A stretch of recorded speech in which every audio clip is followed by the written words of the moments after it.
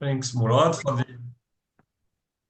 thanks for this invitation. It's a great pleasure to be invited to deliver a talk in Russia. Unfortunately, I'm not there. Um, I was told to give a introductory view on this subject of random spin chains and transport. So I try to be a little bit slow, but if I'm too slow, you can push me and we can go fast. I usually, when I deliver seminars or colloquium, I prefer interaction with the audience. So if you have any questions or need to interrupt me, please go ahead. Feel free to do that. Um, so I suppose you can see my pointer, right? Yes, yes, we see. Okay, just stop my video. All right. So the title of this talk is about the low temperature physics of random or inhomogeneous spin-half antiferromagnetic chains. But I prefer this alternative title, the dirtiest physics. And why dirty or dirtiest physics, I'll get to that. Um,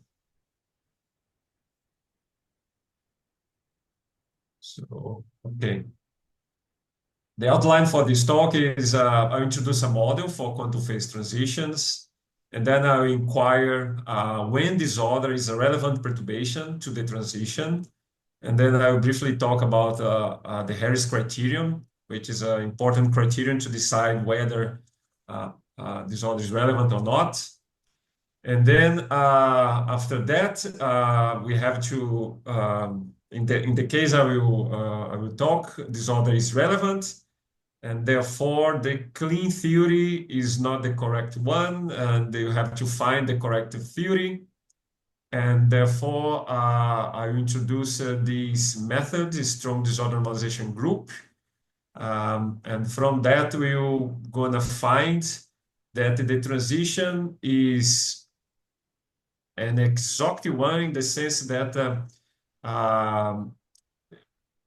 disorder is the ultimate thing, meaning that is in the normalization group sense is infinite.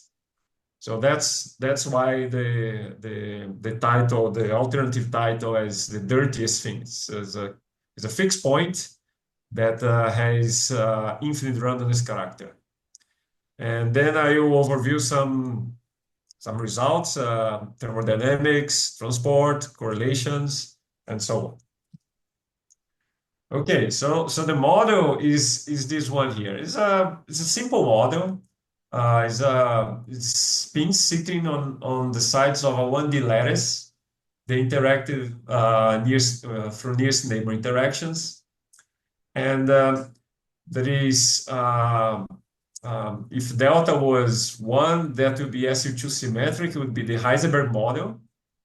But the couplings, they also vary in space in other fashion. The even couplings are stronger than the odd couplings and vice versa, depending on the sign of this parameter here, delta.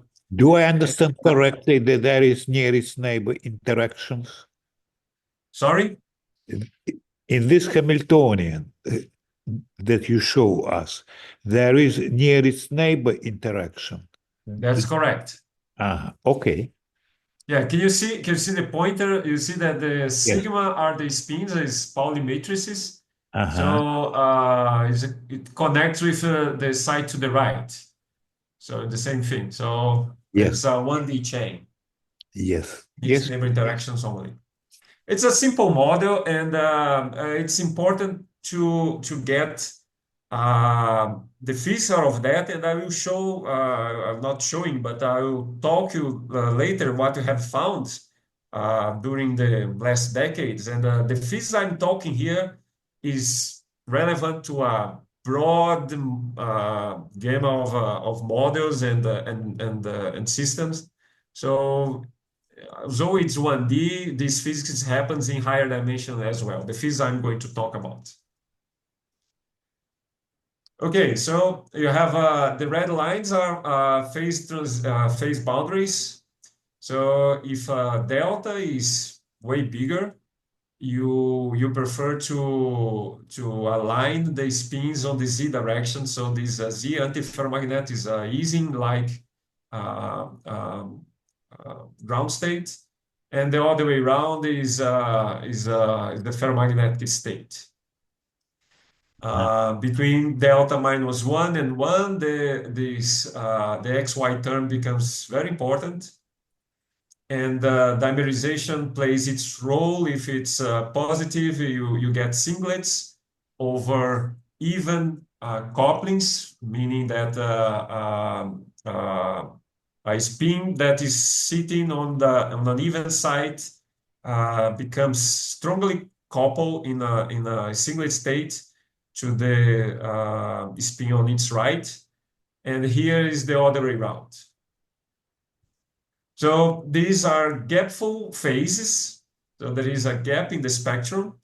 And in those red lines, this gap closes. So and therefore you have a critical state. I will focus on this line here, where the dimerization is 0. So just have a J.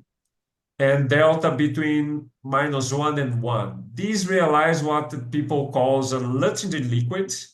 It's a spin liquid. It's gapless and has quasi-long range order, meaning that correlation functions of power law type and entangle, and the state has high entanglement properties and so on. The critical exponents of this transition line is all dictated by this Luttinger liquid theory. It's well known. It's conformal invariant, actually, and has dynamical critical exponent 1. Okay, so that's the theory part. But the interest to this type of system, especially when you put disorder, and I will put disorder in the next slide, is the following. The great culprit is Russian guys. You see this blue reference that I'm pointing here. It was published in 72, and these people here they synthesize some organic charge transfer compounds. It's organic. It's full of disorder. It's basically 1D chains that blended together.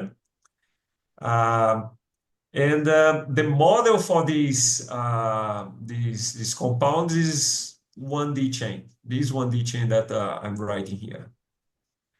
So although it's a very, let's say, theoretical, you could say that you don't find that in nature. You do find it. And more recently, this model appears in many other compounds, and you can go for the geometry book, for instance, that there are many examples. Okay, so the Harris criterion. The question that I'm trying to pose is the following. You have your compound, you go in the lab, and you measure the critical exponents. Specific heat is diverging, susceptibility is diverging, magnetization is appearing, or other observables. And then you confront with your theory, and it doesn't match. So the model is wrong. Did you model the compound wrongly? Or maybe the compound has impurities, defects, inhomogeneities, and they may play a role.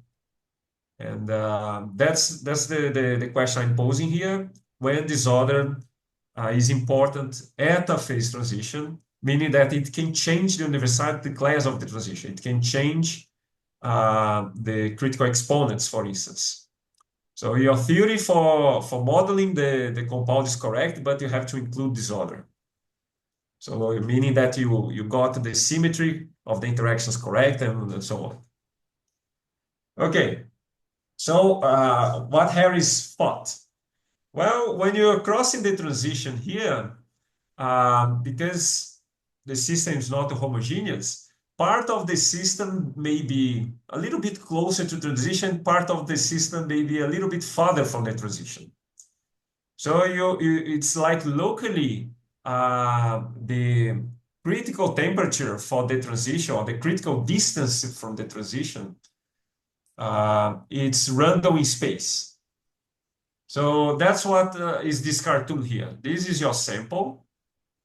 And I will divide this sample in hypercubes of size chi,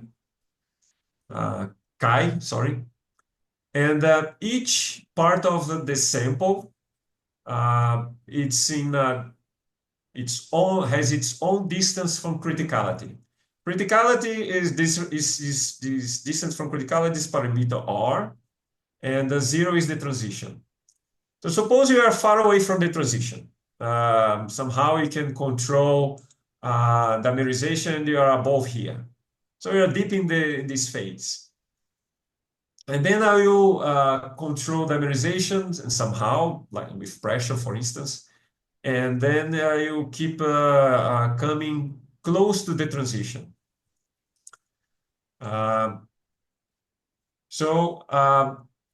Far away from the transition, we have this distribution for the distance from criticality. It has a mean value and has some width. I will now approach the transition, and this distribution will change. Does it become sharper or does it be broad?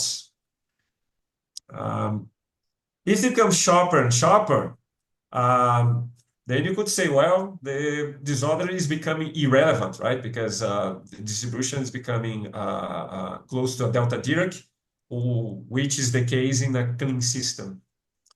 But if it becomes broad, then there is something wrong, because if it becomes broad, means that some part of the system already crossed the transition while the bulk did not. But this is inconsistent with the clean theory. So Harris devised a way to decide which happens. It broadens or it sharpens. So that's the way. If this psi here, chi, sorry, is the correlation length exponent.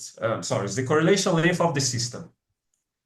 So when you correlation length, it means that if you perturb the system in some site, around this cube, this perturbation will be felt. But beyond that, it doesn't feel at all, because the system is not correlated anymore. It's well known that this length, this correlation length, it diverges when you approach the transition, when R goes to 0. T minus Tc is R, for instance. It diverges with this exponent. It's called correlation length exponent. So I can invert this expression here, and I know that the distance from criticality is chi to minus 1 over nu. All right. So this is the clean theory here. I'm not doing anything new. It's just how things are. Now I will inquire what happens to the width of the distribution when R average diminishes. Then comes central limit theorem. If R diminishes, this chi increases. So meaning that these hypercubes be bigger. So I have to average now over more random variables. So if I'm averaging over random variables, now I inquire the distribution of these random variables, then comes central limit theorem. It says that the width decreases with the square root of the volume. Then here, volume is the number of random variables, which is the volume scales with the volume of the hypercube. So this distribution here, it diminishes as xi to minus d over 2, square root of the volume. And then I get that. So if d nu is less than 2, this means that when r goes to 0, the ratio between the width and this average, the mean value, diverge. And this cannot be. So this order is relevant. So that's Harris' criterion. Simple as that. And for that, he was awarded 2007 Lars Saga Prize. If you use hyperscaling, 2 minus alpha equal d nu, where alpha is the exponent for the specific heat, means that if specific heat diverges, this order is relevant. So that's Harris' criterion. And there are experiments confirming that. There is a compound for this guy here. Where is the compound? Is this compound here?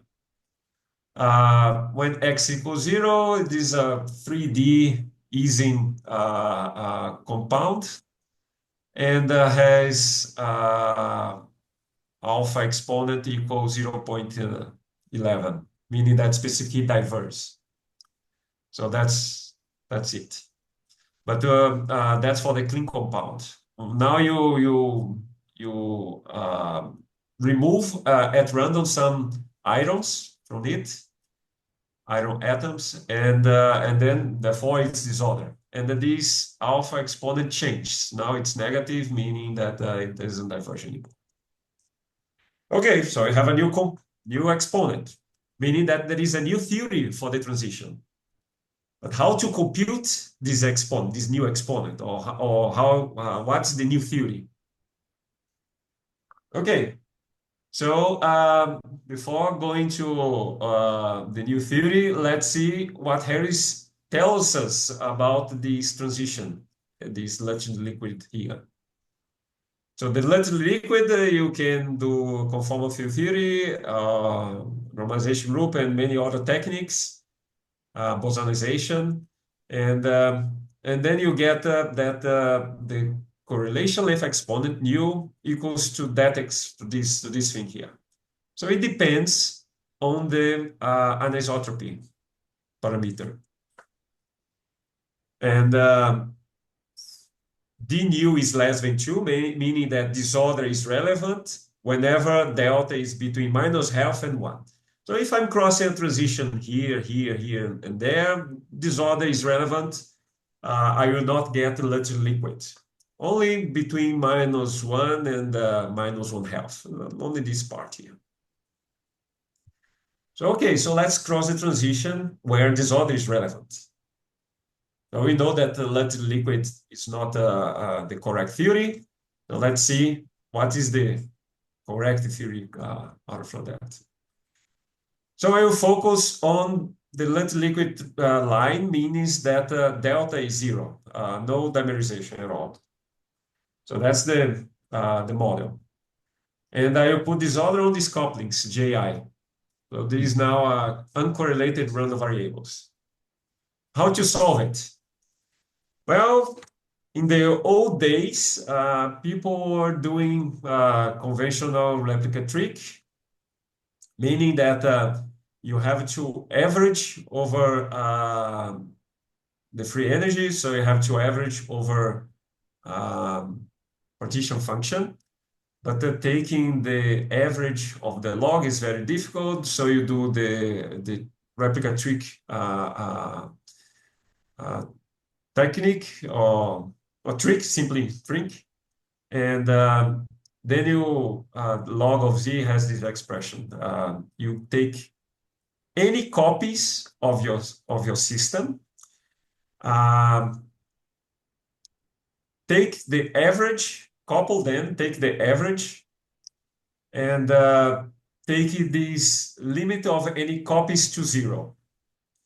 So you have to do analytic continuation. It's not always this is a correct procedure. Sometimes it fails. Many times it works, which is good. But when you average over disorder, you get an effective theory that doesn't have a randomness in space anymore because you average over disorder. So you get an effective clean theory, Q theory. And then you can compute observables. I'm not showing you here, but it will become clear along this talk that this strategy fails and fails spectacularly. Replica trick cannot be used here. And the reason, maybe I already told you that the critical point, the transition is governed by infinite randomness. So average doesn't is not a good representative of the system. The system fluctuates a lot. Average is not something that you can rely on to get the correct physics. So there is an alternative approach. Alternative approach is the strong disorder normalization group method. It does not average over disorder before computing observable. So I will not do any average. I will compute observable of that particular sample with that particular disorder realization. And after that, I will take the average. All right. So this strong disorder normalization group was devised by these gentlemen here, Ma and Dasgupta, and independent by Bat and Lee. But one of the heroes of today talk is Daniel Fisher, because he realized exactly how to use this method to understand the critical physics, the critical point. Because one thing is to devise the methods, and the other thing is to solve the problem. So for solving this problem, Daniel Fisher got the 2013 Larson Saga Prize. All right. So let's, for simplicity, start with zero anisotropy. Remember, disorder is relevant if anisotropy is between -12 and +1. So 0 is in the middle. So 0 is okay. And it's somewhat simpler. You can use these, you can fermionize these Hamiltonian and get free fermions out of it. And you can do exact diagonalization if you wish. But I'll not do that here now. Let's just do the strong disorder RG. So a cartoon for this model is that you have couplings that are strong, thick couplings, and couplings that are somewhat weaker, thin couplings, meaning that there is a distribution. And this distribution, well, J is positive, always positive, but not larger than some cutoff, omega. It's just the highest energy coupling in the system. So the main idea is the following. I will assume that the disorder is very strong and find localized modes out of that. It will become clear what that means in the next slide. But once I find the one high energetic eigenmode of the system, I can remove this eigenmode of the system and renormalize the remaining degrees of freedom and do that iteratively. So that's the main idea of this method. Okay, so let's do. Find the strongest coupling. Let's say it's between these two spins here. Let's say 2 and 3. And since it's the strongest coupling in the chain, I have to go throughout the chain and I find the strongest coupling constant. And that's by definition is the cutoff, it's omega. So I use this order to my favor, meaning that the remaining couplings are very weak. So locally, let's see what these two spins are doing. We can diagonalize this Hamiltonian. It's very simple. There is a singlet as a ground state. And there are three other states up there that are far apart from omega. And if temperature is much less than this energy gap here, these high energetic states here will never be thermally excited. So I know what these two spins are mostly doing at low temperature. They are in a singlet. So I will freeze them in a singlet. That's it. I will freeze them in a singlet. A singlet is inert, doesn't have a zero magnetic moment. So I can just remove them from the system. And then I have to couple the neighboring spins, 1 and 4, let's say. And there will be, if you do perturbation theory, you see that they will be coupled by some effective coupling, which is J1, J3 over omega. And J is J1, here's J2, which is equal to omega, and J3, and that's how it comes.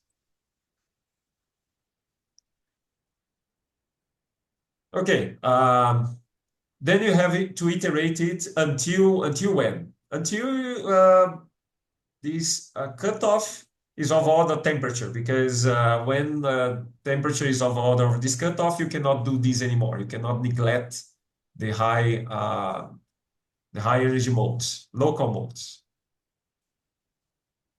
All right. So let's just do it for clarification.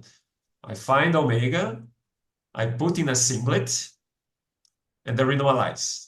I find the next omega, put in a singlet, normalize, and so on. And I keep doing this. So this is my animation.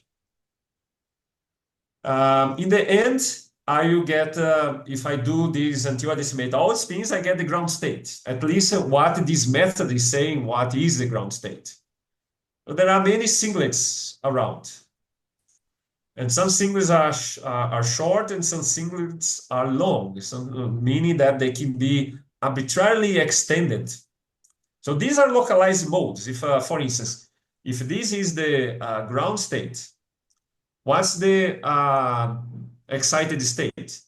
Well, we have to break this bound. So this bound here, this long one, probably is the weakest of them. I have to excite this one. So I have an excitation of these two spins here in the ends. And this excitation will be localized in the ends. So that's it's localized, but it's extended because it's crossing the entire sample. But the spins in the middle do not feel that at all. So I say that the low energy modes are extended, but they are not mobile. They are localized, but they are spread. They can be spread over many lattice sites. They can be spread over the entire sample. And that's verified numerically. So if I ask Pollock to draw this random singlet, well, that's my funny thing. This is the static representation of this random singlet by Pollock. I find it amusing, so I try. I see a singlet. You see a random singlet here, comes here and go there. It's this one here. Okay.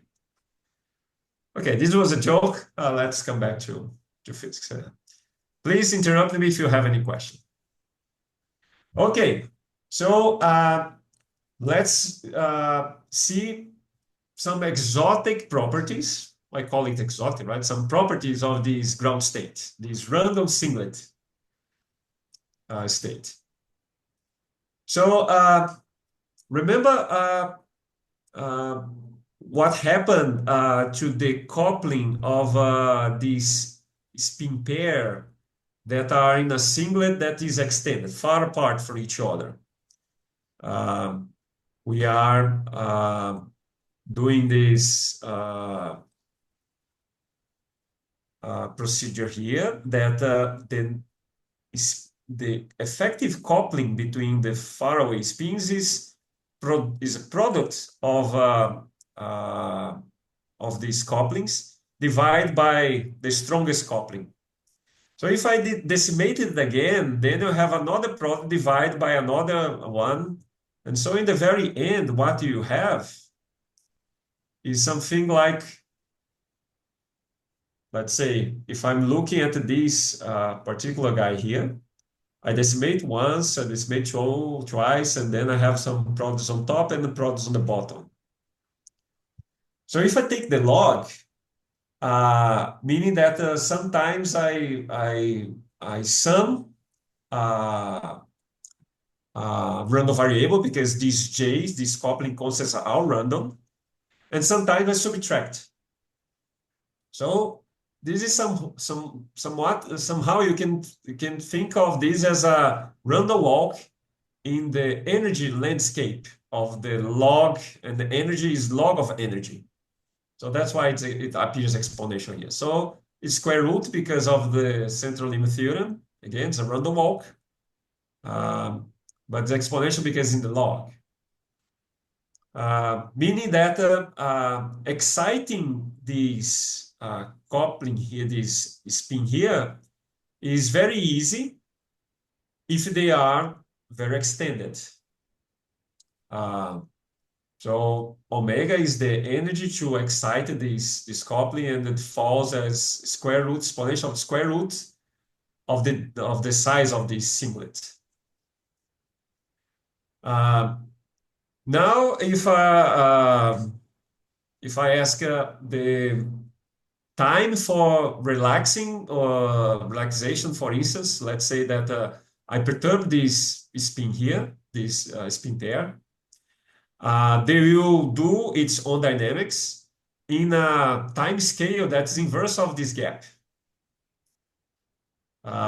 So the relaxation time diverges with the size of the mode to power xi is 1/2, is this square root. And see that this square root do not depend on the details of this order. So that's what we call universal. I don't care if the distribution is a box-like, it's a bimodal, or whatever.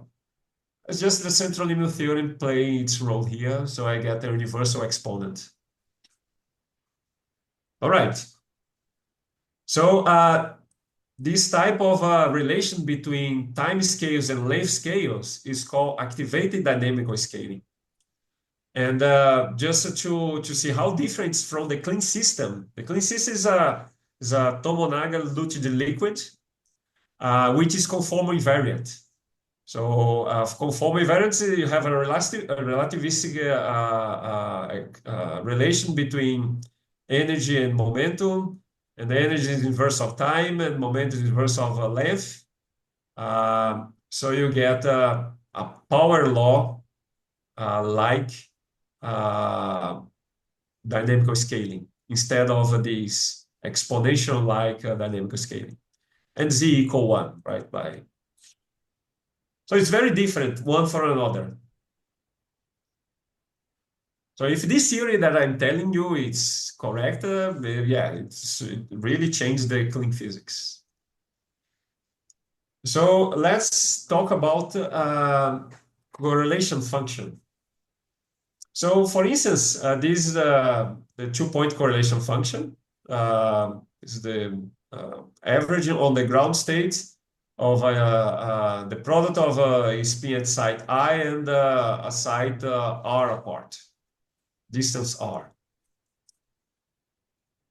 And alpha is the many direction, X, Y, or Z.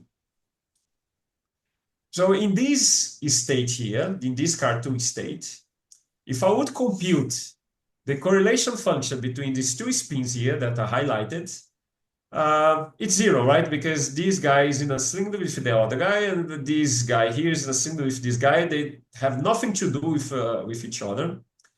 And therefore, the correlation between them is 0, practically. But the system is not homogeneous. So if I see another spin pair that has the same distance apart, they also has nothing to do with each other. So the correlation will be, again, very small, and so on. But once in a while, I find one of those rare singlet pairs that are far apart. And because they are in a singlet, they are fully correlated. If this one is up, this one is down, no correlation. So if I put the modulus here, I forgot the modulus. These are high correlation in magnitude. And again, I get zero. Of course, this is a cartoon, that this is not the correct eigenstate, the ground state, but it gives us some hint that the correlation, the distribution of the correlation function, if I do the histogram, it must be something like this. Most of the pairs are uncorrelated, but once in a while you have to find a highly correlated pair. We know this distribution here. I'm not show you now distribution, but we can compute the mean value the mean value of that distribution. And the mean value of that distribution, it certainly is proportional to the probability of finding a singlet of length r. And this can be done, and is equal for large r, for r goes to infinity, equals to 2/3 of r squared. It's amazing. It doesn't depend on this order at all. It's 2/3 is a universal number. And also this power, r squared, is a universal number. Does not depend on this order at all. And this is exact diagonalization data. So you can see that this is indeed the case. See, if I get the correlation function, take the square root, it's proportional sine of pi r. So for L is much bigger than R. L is the system size, many system size, many parameters of disorder, so many disorder realizations. The correlation function scales very beautifully here. This turn down here is because of finite size effects. So the bulk is in this line here. So this is indeed we have the average correlate, the mean value of the correlation function decaying as 1 over I squared. But I would like to point out something very interesting, very intriguing that I find. It does not depend on alpha at all, because the singlet is SU2 symmetric. So although the Hamiltonian is not SU2, the ground state will be SU2 symmetric.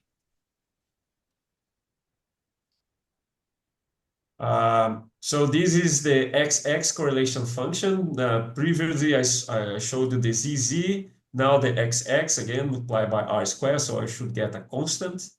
And I get these also these oscillations that do not vanish.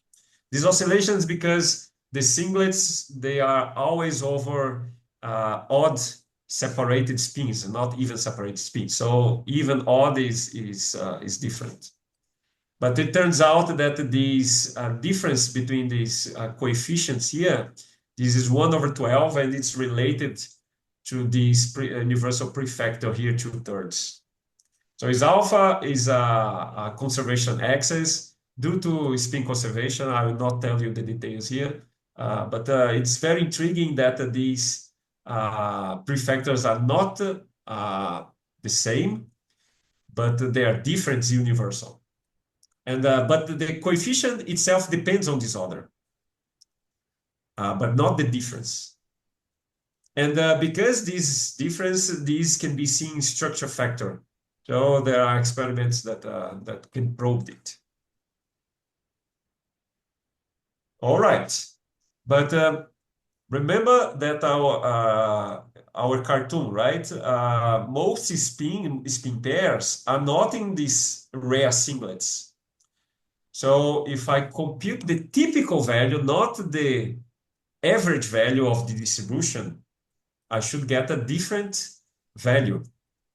And that's what is shown here. This typical value of the correlation function. So you compute the correlation function. Now I got the modules. Take the log and average, and then you exponentiate it.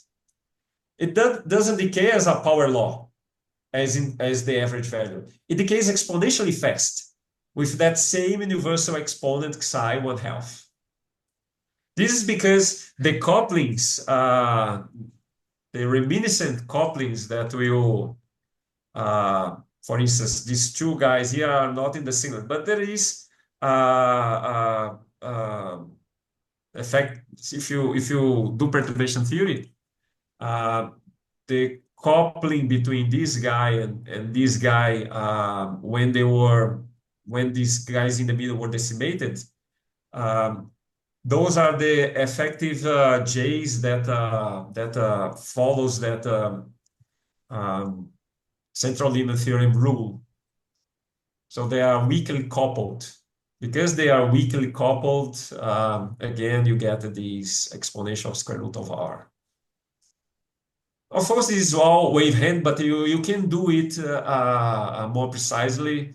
And you have beautiful numerics. This is, again, is exact diagonalization, showing that this is indeed the case. So you see it's the log of correlation, log of the correlations. And here is L to square root. And gamma D is Lyapunov exponent.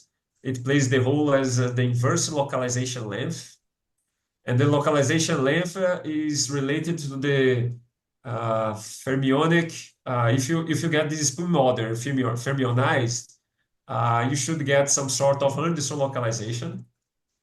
And the localization length is related to this inverse of Lyapunov exponent. But, all right. So far, that's what we got from this ground state random singlet. And actually, we barely do any calculation at all, right? So average correlation function decays as a power law with universal exponent, meaning does not depend on this order, phi equal 2. But the typical value vanishes way faster, exponentially faster, actually is stretched exponentially faster. And this is the exponent of this stretched exponential is psi 1/2 square root of r. Just to compare with the clean chain, right? The clean chain, XX chain, the correlations are power law. It decays as with exponent phi that depends on the axis that you are computing the correlation. If it is XX, this decays as 1/square root of r. But if you are computing the ZZ correlation function, this exponent is different. Later, we discovered that these physics that I'm talking to you is not restricted to SU2 symmetric spin chains. It also appears in SUN symmetric spin chains. And actually, if you have a spin chain that is SON symmetric, the ground state is SUN symmetric, meaning that you have these enlarged symmetry phenomena appearing in this case here. All right.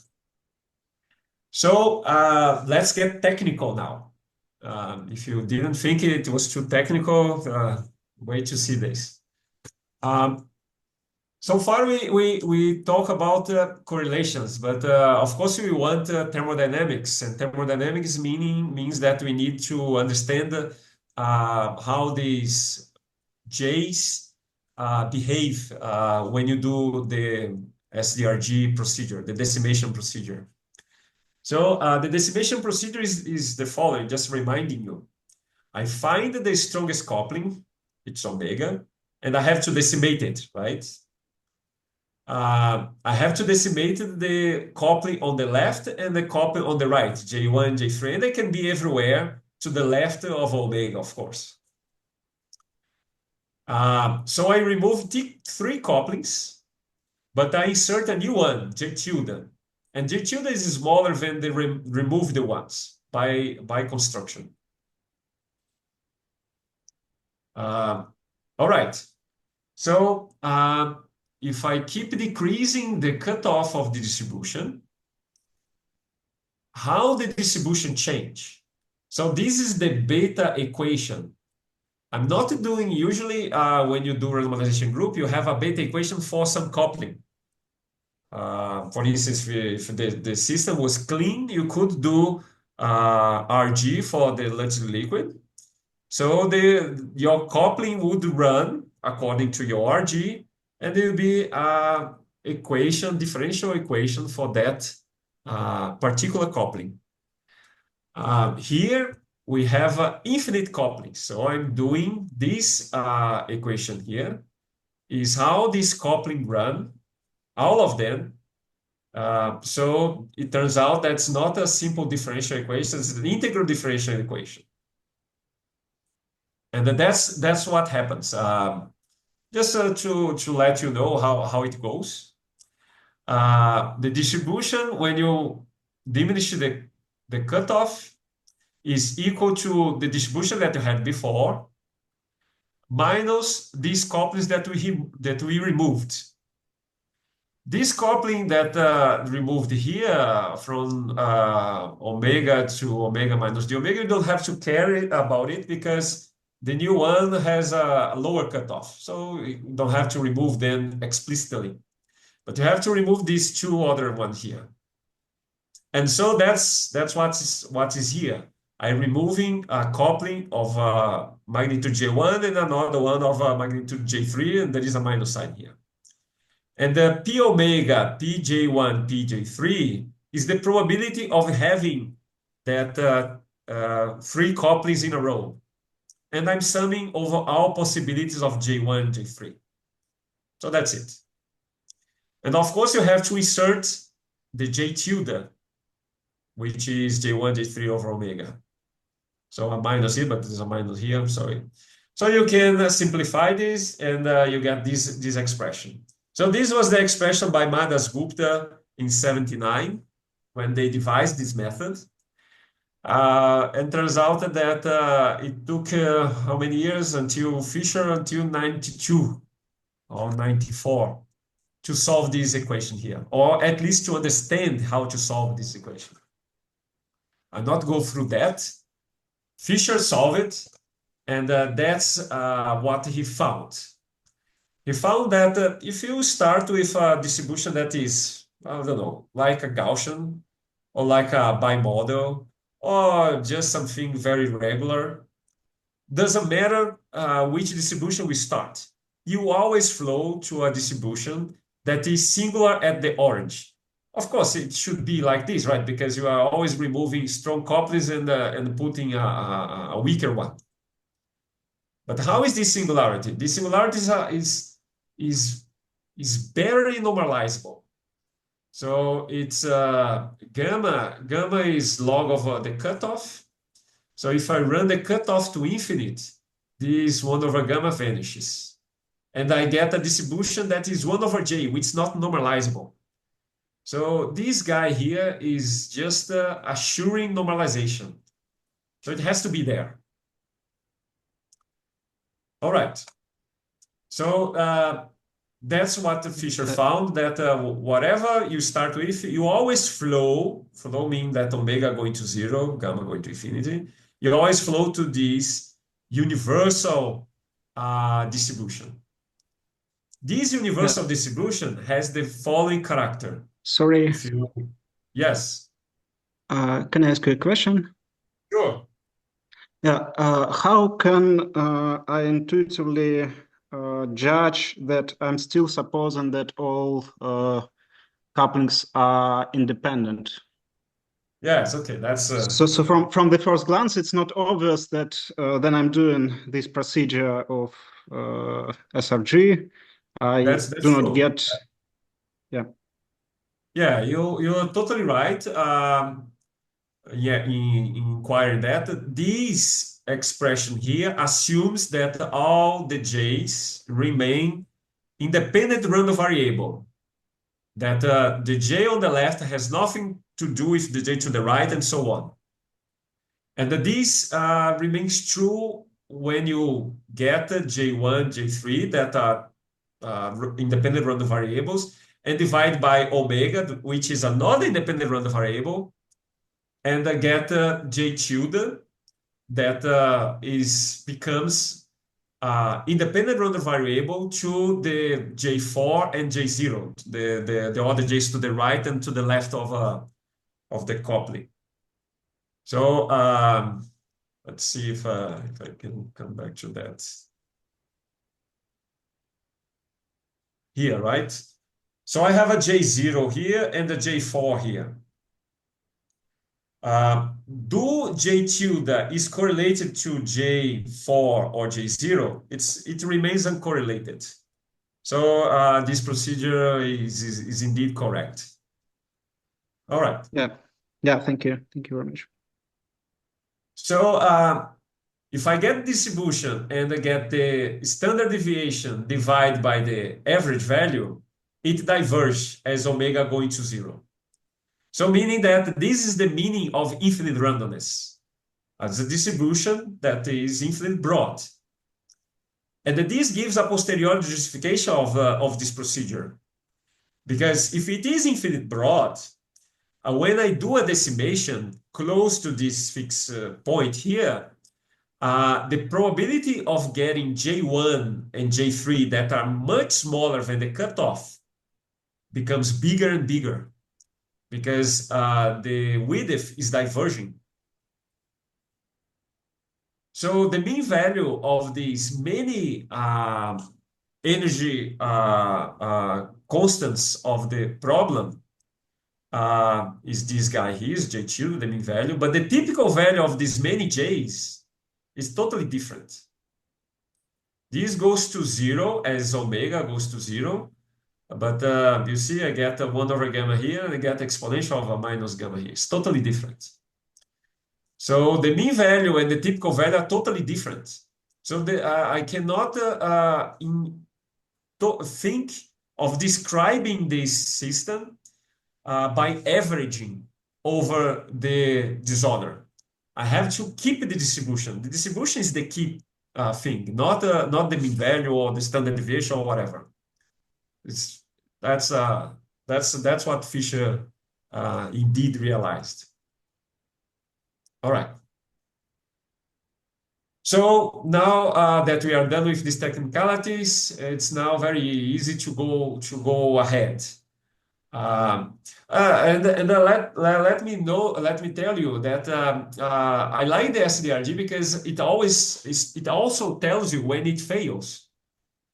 Because if you keep doing this and you don't get an infinite broad distribution, and there are some models that this happens, of course. Not every model disorder is relevant. The distribution does not broaden. It becomes shorter and shorter. It means that your decimation procedure, which is based in perturbation theory, is getting worse and worse. And of course, it fails. But it tells you, it says that, look, I'm not getting broad, I'm getting narrow, and that's it. You cannot use it. And then you can do replica tricky or even some things way simpler, like perturbation theory, we got it. All right. So how to compute observables? Because at first moment, it doesn't seem to lead you anywhere, right? Because you keep decimated, you still have the same chain as before. You have spins that are coupled by J's, which are random, and that's it. So how you compute it? Any observable. So you run the SDRG until your cutoff reaches T, right? Because then you cannot throw away these guys anymore. But then you have to do the following. To hope for the following. At sufficient low T, and this you depend on how disorder is your sample. If t is sufficiently low, you did many decimations, because then you can do this for many times. But if you did the decimation many times, it means that your distribution is very close now to the fixed point distribution. It becomes very broad. And because it's infinite broad, uh, the active spins, the spins that were not decimated, the spins that are still there, they are essentially free, because T is now the cutoff. And because it's singular at the origin, most of the couplings are much weaker than the cutoff. So it's essentially free. And the singlets that were decimated, they are high energy, much stronger. The coupling is way stronger. The energy gap is way stronger than T. So the singlets don't do anything. And the spins that are left there, they are free. So you need the number of these active spins along the SDR flow. And this can be very easily done. dn, every time I diminish d omega, I diminish the number of spins by, well, 2, because I decimated 2 of them, and n, because the number of decimated spins proportional to the number of available spins to be decimated, and that's the probability of having a decimation. So we know this guy here at I just, it's the guy, it's the previous slide. I put it here, solve this equation, that's it. So again, n is the number of spins left there, but n is the inverse of density, meaning that n is actually density, sorry. So inverse of density is length scale, so it's this psi here. So I just inverted this, and gamma is energy. So inverse of time. So I recover in this way that activate dynamical scaling that I argued before. But now I do not rely on the central limit theorem. So how is entropy? Well, you have just to each spins that are left there is up and down, so you have a two-level system, and the entropy is 2 to the power n, which is the number of left spins. So I go there. This is just n, capital N. Sorry for this typo here, and we know what's capital N is gamma. So I get that. So entropy vanishes this way. Specific heat, well, vanishes this way. It vanishes very slowly. In the clean system, it vanishes way faster. And the entropy vanishes very slowly. In the clean system, it's also fast. And susceptibility, each spin that is left there, you put a small magnetic field. The singlets that were decimated will not feel the magnetic field, and the spins that are left there, they will contribute to a coheat term. It's 1 over T times the number of these spins. So the susceptibility, it's almost like a coheat. There is a log correction to the coheat law. And this is very different from the clean system, where the susceptibility is a constant. So my time is, I'm running out of time. You can also do spin transport. So you just use the Kubo formula. And the thing that you have to do actually is to count how the singlet has an energy scale associated to that, is its own gap. And this will resonate when the frequency of your conductivity equals to that energy gap. So you have just to compute how many singlets you have with a certain energy at a certain length, because it's weighted by its own length.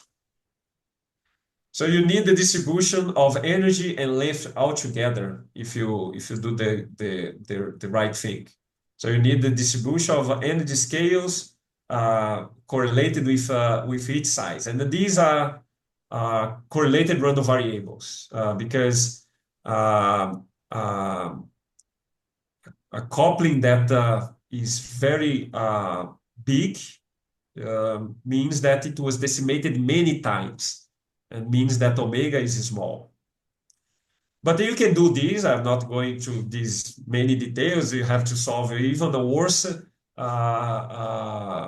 equation than that I showed before, but it can be done. And then you show that the average value of the conductivity diverges with omega going to zero. So you could think, well, is this a spin metal or something like that? That's what this gentleman thought at the time, but then we realized that's not the case because the standard deviation grows even faster. So mean and typical values are very different. So these two, the blue and the orange curve are the average value, and the red and the green are the typical value. They behave quite different from each other. And this is the distribution of the frequency for of the conductivity for some given frequencies. So lower frequencies is meaning bigger gamma. So broader is the distribution.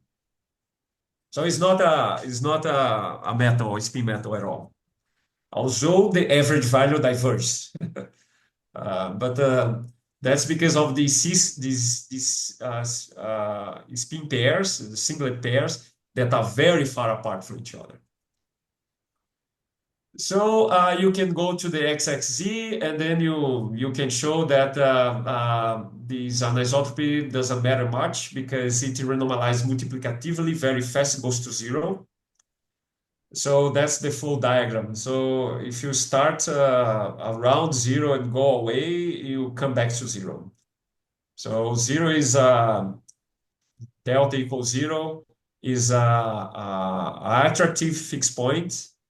Delta equal 1 is the Heisenberg case, which is unstable fixed point. But anyway, whatever you flow, this entire line minus 1/2 to 1 is governed by the same fixed point that I just told you here. So ST2 symmetric and so on. So this infinite randomness critical point, it also happens in transverse field, Ising model, Ashton-Teller, Potts, clock, in SUN, in any dimension, not only 1D, but for these models that has discrete symmetry, they happen in any dimension. For continuous symmetric models, it's only in 1D. We don't find that in higher dimensions, but many different symmetries. This infinite randomness critical point also governs the transition between a superconductor and metal, and a transition between a metallic antiferromagnet and a metallic paramagnet. And this has been seen also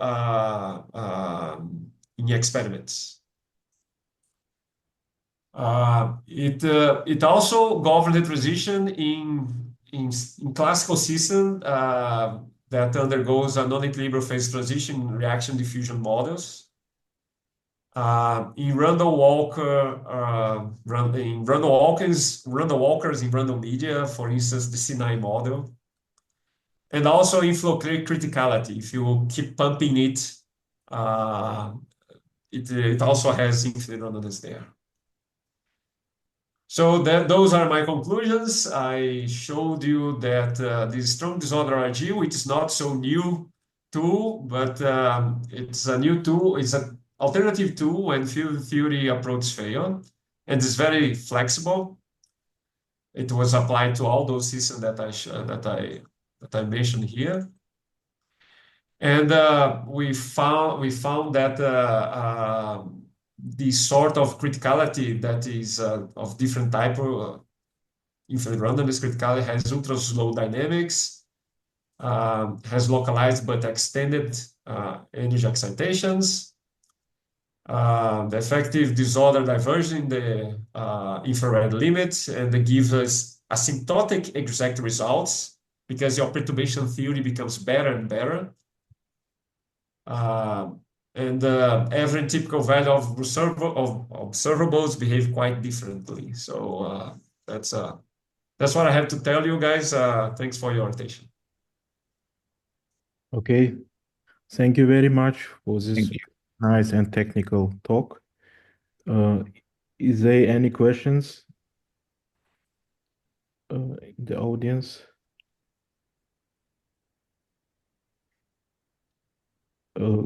If Can I ask you a question? One more. Yeah, could you go back to the slide with even odd effect? So To the slide, sorry. with an even odd effect, then you calculated correlators for even and odd Okay. difference between distances. Yeah, yeah, exactly. Thank you. So you say that since we have since this picture in singlets, so it's very rare that we have a correlation between sides which are which have odd r between them. Yeah. Sorry, there is a typo here. Is CO minus CE Yeah. here? Yeah. Okay, sorry for the typo. Could you repeat your question? I didn't get it. Yeah. So, did you understand you correctly? So you say that because everything is about singlets, so you typically get uh, correlation, long correlation. Then between those two, I have only singlets. Yes. Yes, yes. So the probability of finding correlation between odd number of sites is smaller because typically I observe that that between those two sites only singlets live. Yes. Yes, that's correct. Yeah. Okay. Thank you. And how can I see it from this how can I see how this becomes universal? This difference between within the probability of finding Yeah, that's so to say one tail which comes from a different guy, how it is yeah, universal. yeah. This is a good question. I don't have a picture here. I can. What happens is the following. Let's come back to this. If I want to compute the correlation between this guy here and this other guy, right? According to this picture here, it is just one because they are in a single state. But when you go there, do diagonal, whatever, compute numerically, exactly numerically, it's not one, it's less, 0.75 or so. And if you would compute the correlation between this guy and this other guy here, according to this picture, it would be exactly zero. But you go there, it's not zero. It is 0.3. And then you compute to the correlation of this guy 0.1, and this guy here is 10 to minus 3, 10 to minus 7, and 0. What is going on here? This is a very simple picture that we are doing, that these spins that I'm normalizing things, right? I'm removing spins and saying that the spins that are left are the original spins. They are not. They are not the original spin. The original spin, it spreads over an entire region. And this entire region is the Anderson localized region. It's like if I would put an electron here with hopping is equal to those J's, this electron would be spread over this region here. So that's one thing that you have to be in mind. the correlation between this spin and this spin is spread over this region here. And where comes universality as you inquire? If I sum over the entire correlation, if I integrate the correlation sigma sigma, I get the total spin. The total spins is a conserved quantity if alpha is a symmetric axis. And therefore, the correlations that were spread over here, they are spread in a non-universal fashion because it depends on the details of the disorder. But there is somewhat some rule that this correlation has to obey. And this sum rule is exactly the difference between this odd and even prefactor here. I hope I made sense. Yeah, it makes sense. Yeah, thank you very much. Is there any other question? Is there any experiment confirming your Yes. theory?